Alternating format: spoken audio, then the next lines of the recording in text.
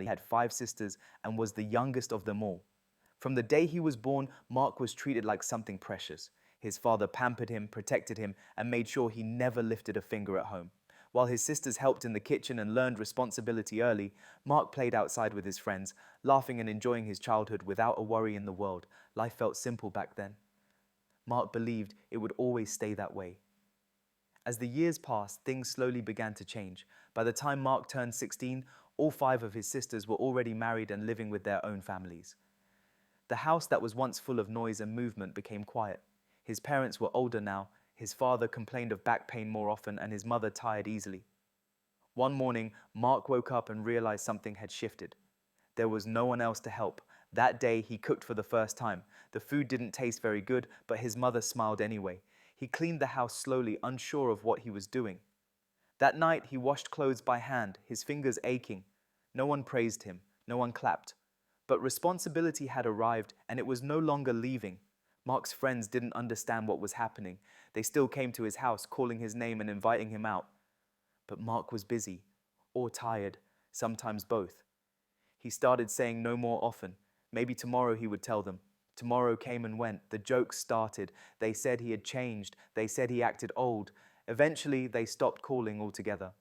Mark watched from the window as his friends walked away, laughing without him. It hurt, but he stayed silent. Dinner still needed to be cooked. The house still needed to be cleaned. His parents still needed him. By the time Mark turned 18, he had grown used to responsibility. His hands were rougher, his shoulders heavier, but his heart was stronger. He woke up early, studied late at night, and balanced school and home without ever complaining. Teachers noticed. Parents noticed too.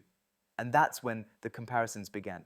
Other parents pointed at Mark and asked their children why they couldn't be like him, why they couldn't help at home, why they couldn't be responsible. Mark didn't know it, but admiration was quietly turning into resentment. 2 boys felt it the most, Brian and Daniel. They had once been Mark's closest friends. Now they felt embarrassed whenever his name was mentioned. Their parents praised Mark, their teachers respected Mark, and jealousy slowly took over their hearts. They started mocking him in class. They whispered behind his back. They called him names and laughed at his silence.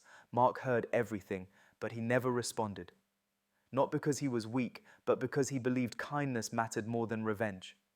What he didn't know was that Brian and Daniel were planning something worse.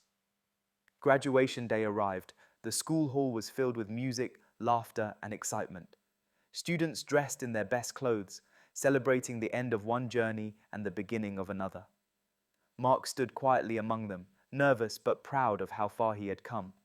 Then Brian laughed loudly. He pointed at Mark and mocked him, calling him a houseboy.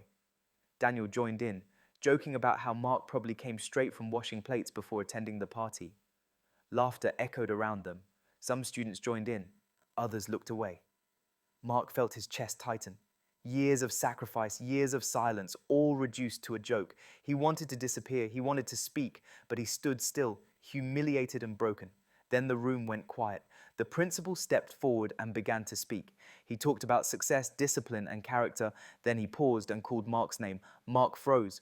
As he walked forward, the principal spoke about a student who balanced schoolwork with family responsibility, a young man who cared for his aging parents without ever complaining, a boy who showed strength not through words, but through actions. The hall filled with applause. Brian and Daniel lowered their heads. For the first time, they felt ashamed. Mark returned to his seat with tears in his eyes, not tears of sadness, but of relief.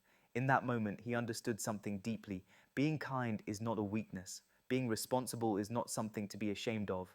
That night, Mark went home. He cooked dinner, he cleaned the house. But something was different. He stood taller, he smiled wider, because he finally knew the truth. The world may laugh at your struggle, but character always speaks louder in the end. Mark didn't just graduate from school, he rose. This is my first one. I will put in more efforts. Just stay with me.